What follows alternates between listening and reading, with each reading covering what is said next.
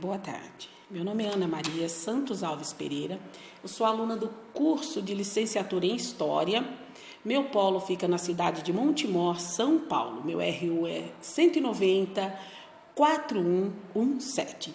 E nessa tarde eu estou aqui com a presença marcante do professor Edmar Miguel. E o professor Edmar Miguel, ele é um especialista, ele atua em várias áreas da educação dentro da história. Ele atua desde o fundamental até mesmo o sistema prisional, né, professor? E ETEC, né, professor? Obrigada aí por lembrar, viu? Professor Miguel, eu tô com umas questões aqui, um tanto pertinente à educação. Gostaria aí que você pudesse me ajudar, professor. O que você pensa sobre a formação inicial e continuada para o corpo docente em qualquer unidade escolar? Qual o seu parecer? O que você pensa sobre isso?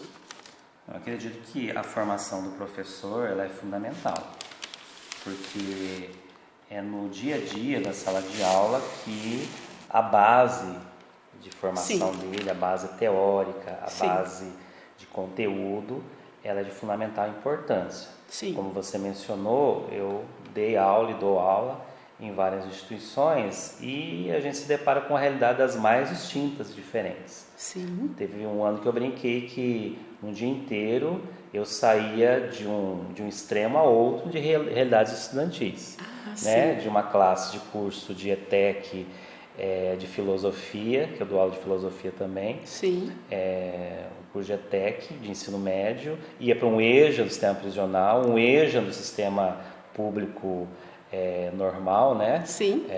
Regular, e agora do sistema de educação, né, municipal PEB 2, que é o Fundamental 2. Fundamental 2. E a formação do professor é de fundamental importância, porém a continuação dessa formação, né, que a escola, as instituições devem prover, ela é necessária, porque o saber ele nunca é limitado, nunca se esgota.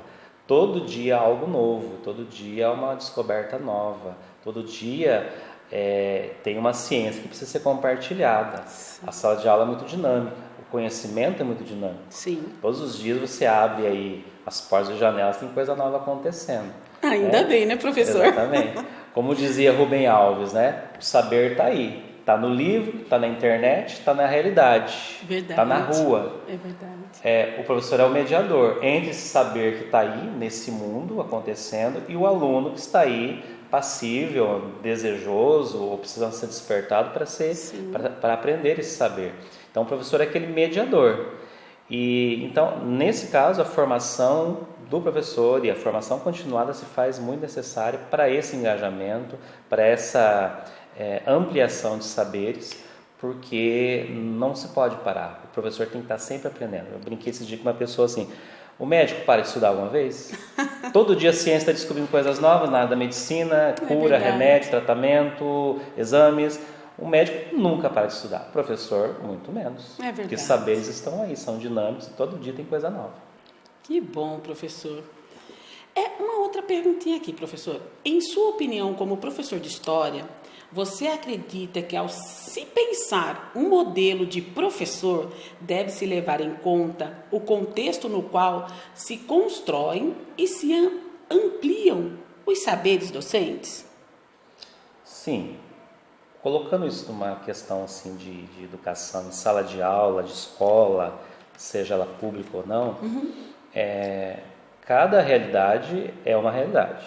Sim. Eu dou aula aqui nessa escola, Fundamental 2, num bairro de Montemor, é uma realidade. Eu vou lá no meu ensino médio noturno, numa escola estadual, é outra realidade.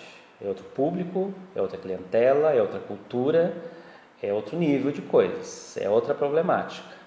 Eu vou para uma escola de ensino médio também, uma área técnica, também é outra realidade. Alunos que são selecionados com vestibulinho, outra realidade. Eu vou para um EJA, então, totalmente diferente dessas 3 anteriores que eu citei. Então, tem que haver sim uma construção levando em conta essa realidade. A realidade do aluno, a realidade que tá a escola, do professor, a realidade das necessidades desse aluno. E eu sempre digo que história, eu acho que o tchan, assim, da história, né, do professor de história, que muitos podem dizer, mas para que serve história? Estão dizendo isso hoje, né? Os alunos, às vezes, mas por que eu vou usar isso na minha vida? Sim. O que falta é o professor fazer as pontes. Isso que nós estamos estudando, esse tema de história, com a nossa realidade hoje. Qual a implicância? O que tem a ver o Antigo Egito com os nossos dias? A Mesopotâmia com os nossos dias atuais? O que tem a ver? Tudo. Né? Mesopotâmia é o berço da civilização ocidental, no Estado, as leis, a cultura, as artes, a língua. Onde foi criado o nosso alfabeto? Na Mesopotâmia. Né? A Grécia Antiga tem a ver tudo, o berço da cultura, do pensamento ocidental, tudo tem a ver. A Roma Antiga, tudo tem a ver. Então fazendo as pontes. Às vezes o professor não faz as pontes, e aí aquela aula de história fica chata, desconectada com a realidade do aluno e não faz sentido algum. Eu acho que aí é onde o aluno fica desinteressado. Ele fica desinteressado, ele quer outras coisas, né? Exatamente. Então, o contexto é necessário. Necessário. Né? Uma outra questão que eu tenho aqui, professor, já houve casos em que você se sentiu, tipo assim, já houve casos que você sentiu na pele ou presenciou colegas de trabalho que rejeitaram a prática pedagógica por falta de conhecimento acadêmico? Já aconteceu com você, com um colega? Comigo, acho que não, mas eu já cheguei a ver com colegas, né? Sim. Que ele preferiria seguir ali vamos dizer assim, o seu sentido dele, né? Para dar uma aula, seguir ali o que ele achava, o que ele julgaria mais parecia um pouco correto, de achômetro, né? Achômetro, do que, de repente, lançar mão de alguma prática pedagógica já reconhecida, praticada, de alguma teoria, de se valer de alguma teoria na parte pedagógica. Sim. E eu acredito, assim, que cada um tem ali o seu potencial, né, de criar, de descobrir coisas novas, de contribuir, como eu disse na pergunta primeira, se não me engano, o professor está ali construindo o saber também, mas a gente não pode ir com base no achismo só, ou nas nossas previsões. Não dá só as Sala de aula, fala assim que dar aula não é uma ciência exata. Não é previsão. Não dá para chegar a um resultado previsível assim anteriormente, não. Tá bom, professor. Uma outra questão aqui, professor, que a gente está com um pouquinho de dúvida. Olha, na sua avaliação, você acredita que o docente pode se apropriar e produzir saberes na sua prática de trabalho ali dentro da escola? Você acredita que ele... Sim, como eu já disse, o trabalho em sala de aula é dinâmico. O professor constrói saberes, descobre coisas novas e ele deve compartilhar isso com outros colegas, com a educação como um todo, né? Tanto é que muitas dessas teorias que nós temos, de teórico que nós temos aí, muitas dessas práticas que são compartilhadas, ensinadas para a gente, é de gente que trabalhou em sala de aula e foi construindo, elaborando, sistematizando isso e compartilhou com os demais educadores. Então, sala de aula também é um laboratório para a educação. É um laboratório onde o próprio professor, ele aprende e ele passa o conhecimento, né? Exatamente. Agora, professor, olha, tem uma pergunta aqui, ela é assim... Às vezes a gente fica fazendo rodeios para se perguntar, professor, mas eu já vou aproveitar a deixa, né? Você, como homem, por que você acha que houve uma feminilização do magistério? Já que eu sou professor de história, deixa eu fazer um paralelo Por aqui. Por favor, professor. Uma linha histórica. Por favor. Não é da minha época ainda, mas parentes meus e pessoas que eu conheci, até professores meus, no ensino fundamental, a antiga primeira, quarta série, tinham professores homens. Naquela época, tinha muitos professores homens, né? Ministrando uma aula nesses níveis escolares. Já da minha época, né, início dos anos 80 em diante, praticamente houve uma evasão de pessoas do sexo masculino desse nível da escola, primeira, quarta série. Sim. Não sei se é porque o magistério começou a partir daí ser menos interessante do ponto de vista financeiro, né? E os sim. homens, como sempre foram Sim. os arrimos das famílias, Sim, né? verdade. Praticamente abandonaram e deixou isso para as mulheres, porque afinal a mulher trabalhava mesmo, ganhando pouco, somava com o salário do marido, os dois viviam. Mas os homens deixaram essa parte do magistério, porque acredito também veio no bojo aí da desvalorização financeira.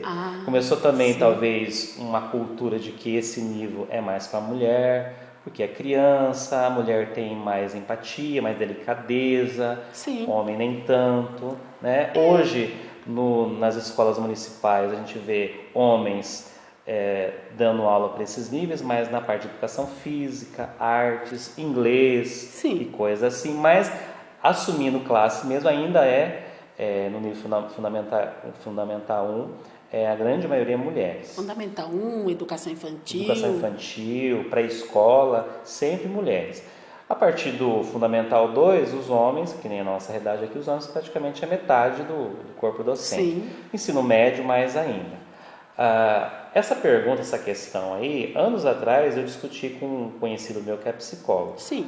Ele disse assim que na educação, hoje, há uma carência do olhar masculino para a pedagogia. A maioria dos pedagogos, dos teóricos, desse pessoal que tem trazido grandes contribuições para a educação, existe de mulheres. E tem faltado um olhar masculino, né? Tanto na prática de sala de aula, quanto trabalhando e compartilhando essas teorias, esses trabalhos aí a nível acadêmico sobre educação. Então tem faltado esse olhar, essa sensibilidade masculina, e as crianças também, segundo ele, precisam também de referenciais masculinos em sala de aula. É verdade. Né? Então acho que isso tem a ver com a nossa cultura, essa mudança, tem a ver com a nossa questão, as nossas mudanças econômicas ao longo dos anos, talvez melhorando as condições econômicas do magistério.